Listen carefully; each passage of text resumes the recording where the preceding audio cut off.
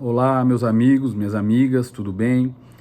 Estou gravando aí mais um vídeo para o nosso canal Arte Jus e hoje, particularmente, fazer um comentário a respeito de um fenômeno que nós estamos vivenciando hoje no Poder Judiciário, chamado por muitos de ativismo judicial ou falta de autocontenção do Poder Judiciário em relação às decisões que interferem nos demais poderes.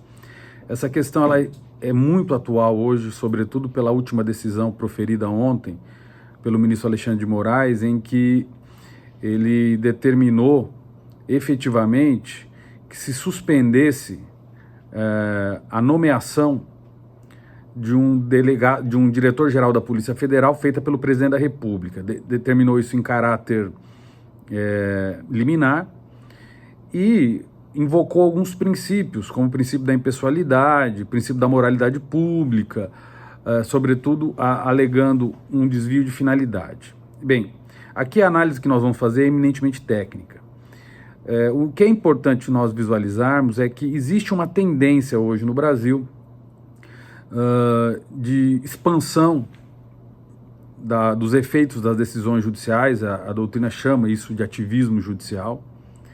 Mas o que é importante nós destacarmos é que existe hoje um risco na utilização de princípios e de comandos normativos muito abertos que se adaptam a qualquer situação e que criam uma base de poder e de interferência que muitas vezes não encontra balizas muito bem adequadas no ordenamento e na legislação. Esse fenômeno vem acontecendo e o risco que nós temos é de se criar esferas de poder decisórios sem um embasamento científico e um regramento legalista próprio do nosso Estado de Direito. Eu digo isso porque o risco da adoção de um princípio muito aberto para gerar uma fundamentação de uma decisão e restringir direitos ou interferir em outras esferas decisórias é preocupante porque o princípio ele admite toda e qualquer adequação argumentativa. Ele encontra toda e qualquer adaptação em qualquer situação. E isso acabaria gerando um regresso do nosso sistema de atuação jurisdicional, que é um sistema da persuasão racional, um regresso para o sistema da íntima convicção, que era próprio da Idade Média. Um sistema em que o magistrado tinha um voluntarismo, o magistrado, que era uma autoridade inquisitorial, tinha uma vontade pessoal, às vezes por inspiração divina, sem nenhuma lógica racional, sem nenhuma cientificidade, e essa vontade era manifestada como puro arbítrio, como puro poder, como puro autoritarismo na Idade Média, com uma série de superstições, com uma carga de superstições muito grande e sem nenhuma racionalidade.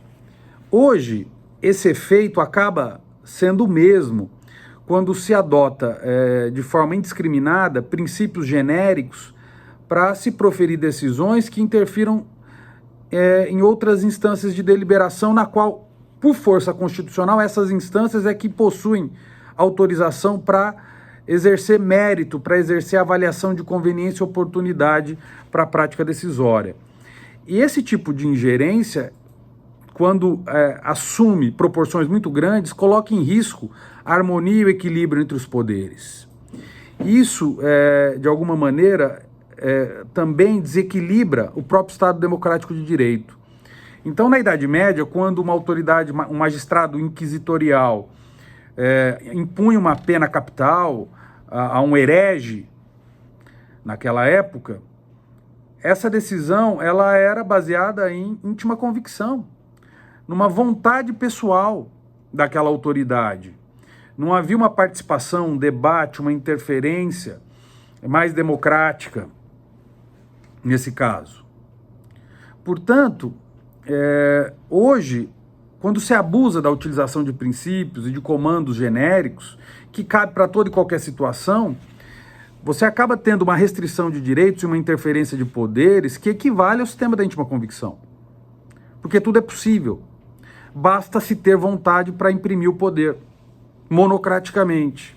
Então esse é um risco que a jurisdição vem sofrendo, porque também pode se perder credibilidade, a jurisdição pode perder credibilidade, pode se desarmonizar, pode gerar uma série de incoerências, pode gerar também uma carência de cientificidade e de padrão jurídico do direito visto como ciência, e não como um instrumento meramente político, como nós estamos verificando. Então, o desvirtuamento do direito como ferramenta política é grave, porque ele perde o seu atributo principal, que é a sua cientificidade.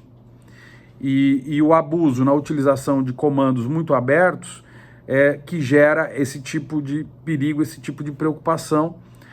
E é por isso, então, que nós temos que pensar muito numa postura de autocontenção dos poderes. Ou seja, os poderes eles precisam se autoconter e decidir apenas dentro do plano da legalidade, né? As decisões judiciais, sobretudo, precisam seguir mais ou menos esse nível de coerência que eu acho que deve ser respeitado. Então, só para a nossa reflexão, mais esse tema sobre ativismo judicial. Continuem participando do nosso canal. Muito obrigado pela curtida e por se inscrever no nosso canal Artejus. Obrigado pela participação de todos. Um grande abraço.